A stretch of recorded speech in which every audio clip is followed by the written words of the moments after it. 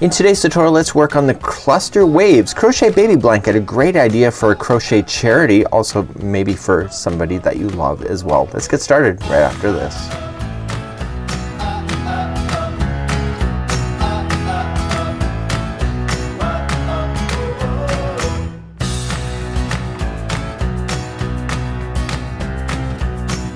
Welcome back to the Crochet Crowd as well as Yarnspirations.com. I'm your host Mikey. Today's tutorial we're going to work on this particular afghan. This is called the Cluster Waves Crochet Baby Blanket. In today's tutorial I'm going to show you how to be able to make this bigger.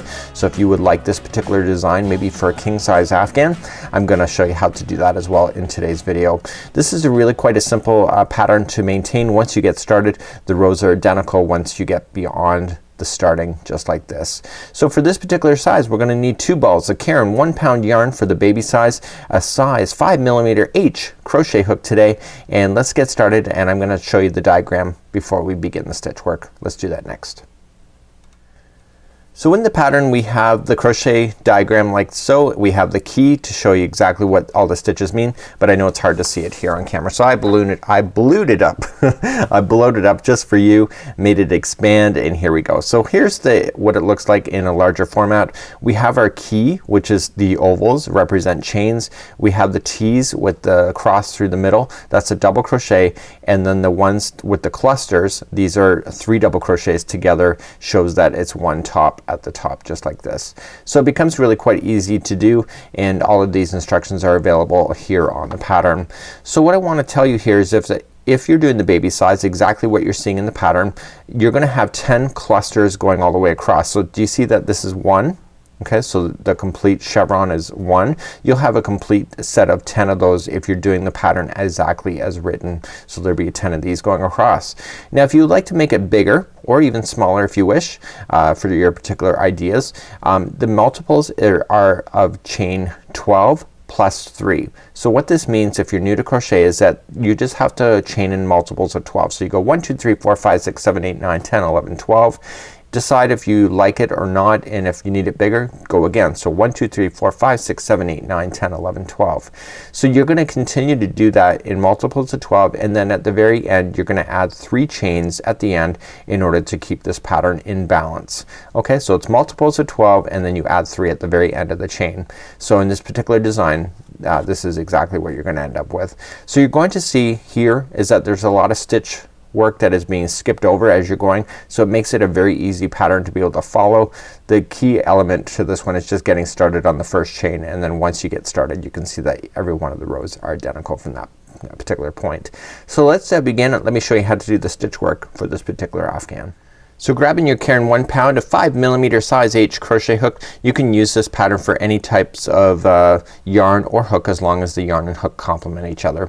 Let's start off with the slip knot to begin, and remember what I said, it's in multiples of 12 and then you add 3 at the end of the chain. So if you're doing the pattern as written, please chain 123, but if you're gonna substitute and make it a different size, this is how you're gonna do it. So you're gonna do in multiples of 12. So 1 2 3 4 5 6 7 8 9 10 11 12, and decide if it's big enough or not. If not, do it again. So 1 2 3 4 5 6 7 8 9 10 11 12, and then I'm gonna do it one more time.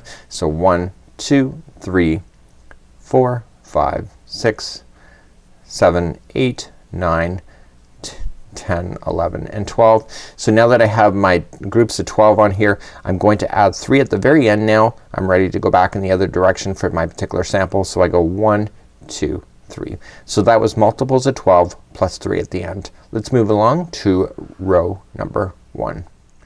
So row number 1, very straightforward. This whole pattern is very straightforward. You're gonna count back to the 5th chain from the hook. So just look underneath. So 1 2 3 4 and 5. Turn it over and get the back hump of that.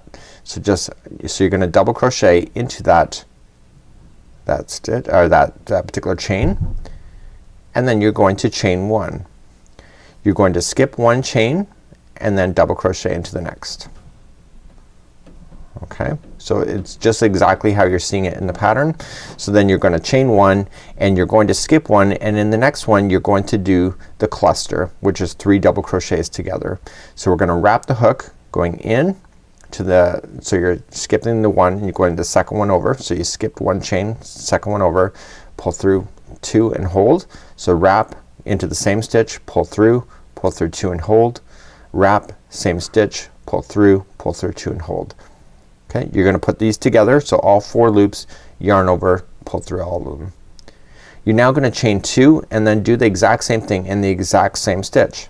So wrap and in, pull through 2 and hold. So wrap and in, pull through 2 and hold. So wrap and in, pull through 2 and hold. You now have 4 loops again on your hook, pull through all 4, and now you're gonna go down the other side of the chevron. So we're going to chain 1, skip 1 chain, and then double crochet into the next. Chain 1, skip 1, and then double crochet into the next. So we're at the very bottom of the chevron now, so this is what we're gonna do. We're not gonna chain 1 at this particular point because we're gonna start going up the other side, but we have to skip 3 chains here. So 1, 2, and 3, and go to the 4th and double crochet. So we're gonna go up the other side of the chevron. So we needed to do that, so it kind of forces it to go up and down.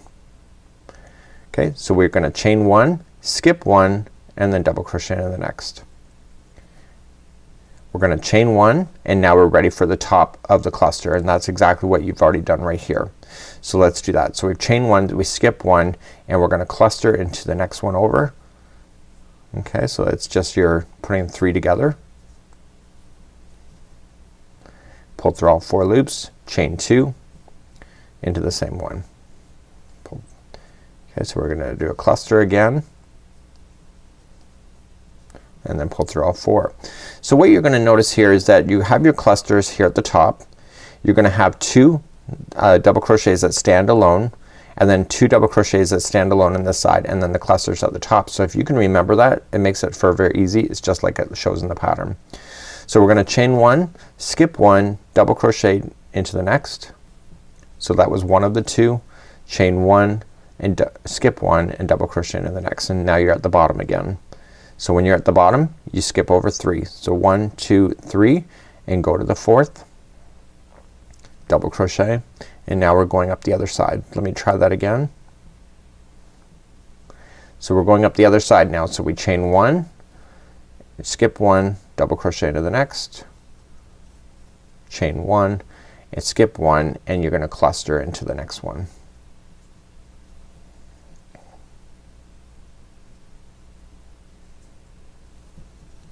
Okay, once you get that done, chain 2, and then do it again.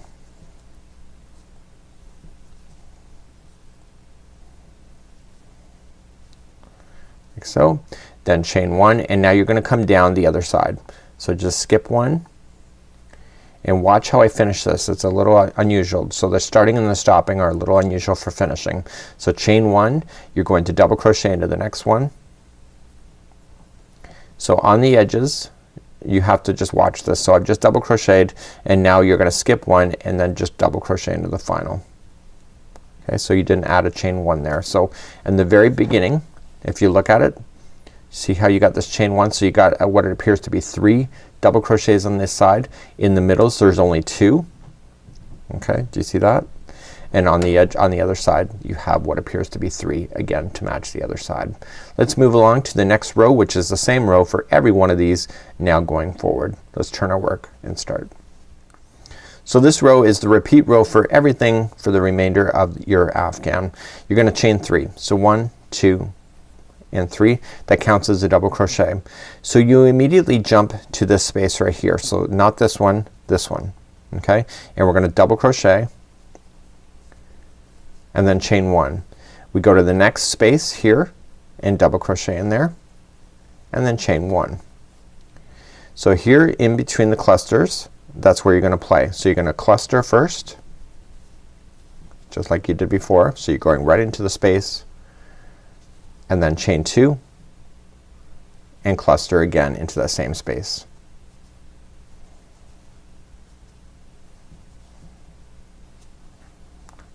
Okay, chain 1. So you go right to the next chain 1 space,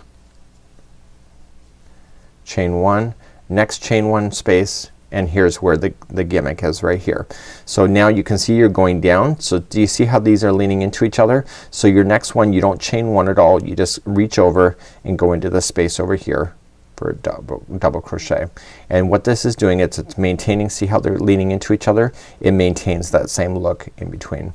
Chain 1, go to the next chain 1 space, chain 1, you're gonna cluster in between the next set of clusters again. So you're in the top of the valley, chain 2, and cluster again.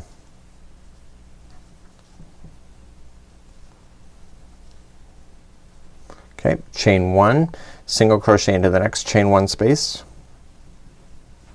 chain 1, single crochet into the next chain 1 space, and you're back on the bottom again. So see how they're leaning into each other? So your next one is over here. Okay, just reach over and just double crochet. So you don't put a chain 1 in there first, just reach over, double crochet, chain 1, double crochet into the next chain 1 space, chain 1, and then cluster in the top of the next. So hopefully you're seeing the pattern. It's a really easy one to go. So you chain 2 in between the clusters. It leaves that gap space nice and open for the next time you need to use it. Okay, after you get the cluster done, chain 1, 1 single crochet into the next chain 1 space, chain 1, 1 single crochet into the next chain 1 space.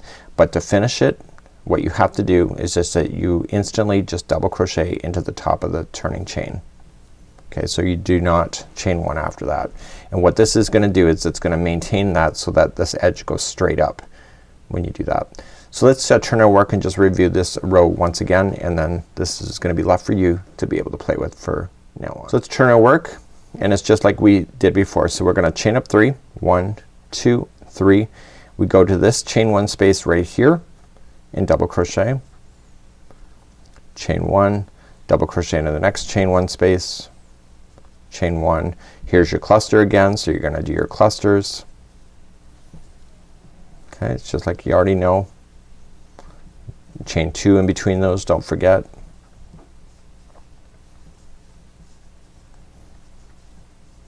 Like that.